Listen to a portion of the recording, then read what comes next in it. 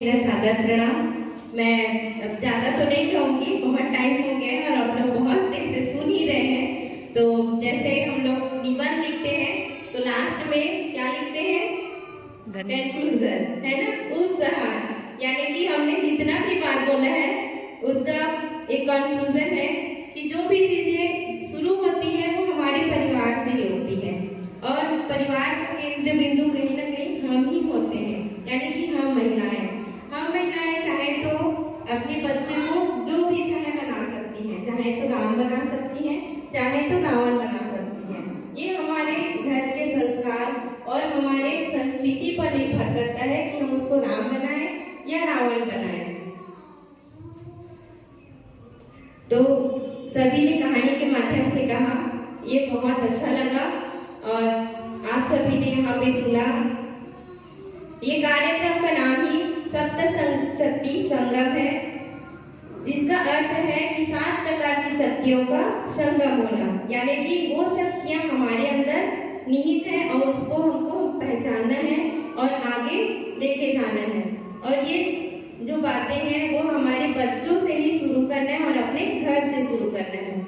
हमारी संस्कृति को अपने बच्चों को बताते जाना है, अवगत कराते जाना है और सिखाते जाना है कि ये हमारी संस्कृति नहीं है, ये हमारी संस्कृति है।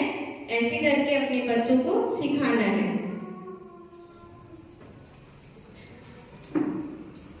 नारियों की सप्त शक्ति के बारे में श्रीमद् भागवत गीता में ये है, दीदी जी ने अच्छे से बताया है, मैं इसको और रिपीट नहीं करूंगी।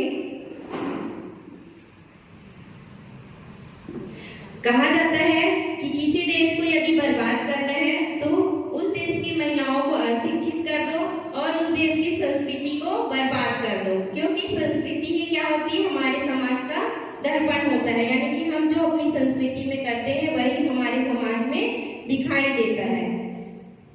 हम सब बहुत ही सौभाग्यशाली हैं कि भारत जैसे भारत माता कहे जाने वाली धरती पे हमने जन्म लिया है और उससे भी सौभाग्य की बात है कि हमने छत्तीसगढ़ जैसे राज्य में वन संपदा, खनिज संपदा, सभी चीजों से परिपूर्ण राज्य पे हमने जन्म लिया है। तो इस माटी के लिए कुछ करने के लिए हमको चाहिए कि हम क्या करें। तो ये कार्य केवल सेना का नहीं है, किसी महान पुरुष का नहीं है, नेता का नहीं है, अभिनेता का ही बस नहीं है, इसमें हमारी भी भागीदारी होनी चाहिए, हम महिलाओं की भी भागीदारी रहनी चाहिए।